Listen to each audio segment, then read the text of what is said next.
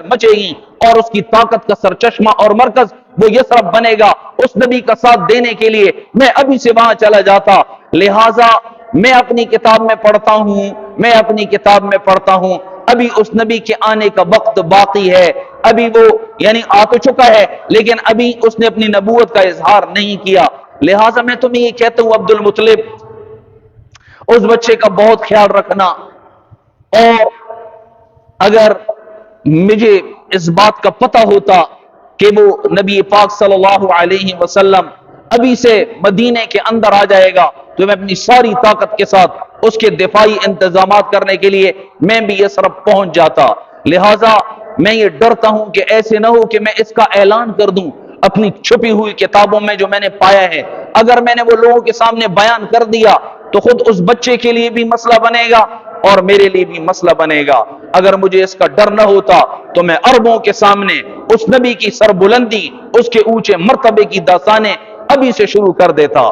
یہ سیف بن یزن نے اپنی چھپی ہوئی کتابوں میں ہمارے نبی کے متعلق پڑھا ہے، ہمارے نبی کی شان دیکھو، سیف بن یزن یمن کا فاتح، اور اگر متاثر ہے تو ہمارے نبی سے عبد المطلب کے سامنے اپنی چھپی ہوئی کتابوں سے ہمارے نبی کی شان بیان کر رہا ہے۔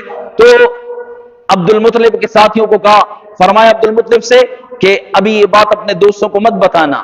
پھر ان کے دوستوں کو، قبیلے والوں کو بلایا، سب کو 10 حبشی غلام، 10 حبشن باندیاں اور سونے کے ڈبے اور چاندی کے ڈبے اور انبر اور کافور کے ڈبے اور اس کے ساتھ یمنی چادریں 10 ان کو دی، 100 اونٹ دیے ہر آنے والے کو، اور اس کے ڈبل عبد المطلب کو دیا، اور ساتھ میں یہ کہا ہر سال میرے پاس آتے رہنا، اس نبی کے متعلق مجھے آگاہ کرتے رہنا کہ اب وہ کتنے سال کا ہوا، اب وہ کیسا ہے، مجھے اس کے متعلق بتاتے رہنا۔ لیکن سال بھی پورا نہیں ہوا اور سیف بن یزن کا انتقال ہو گیا۔ عبد المطلب ان کے متعلق تذکرے کیا کرتے تھے اور اکثر روتے تھے۔ جب آپ صلی اللہ علیہ وسلم کی عمر 8 سال کی ہوئی تو عبد المطلب بھی دنیا سے رخصت ہو گئے۔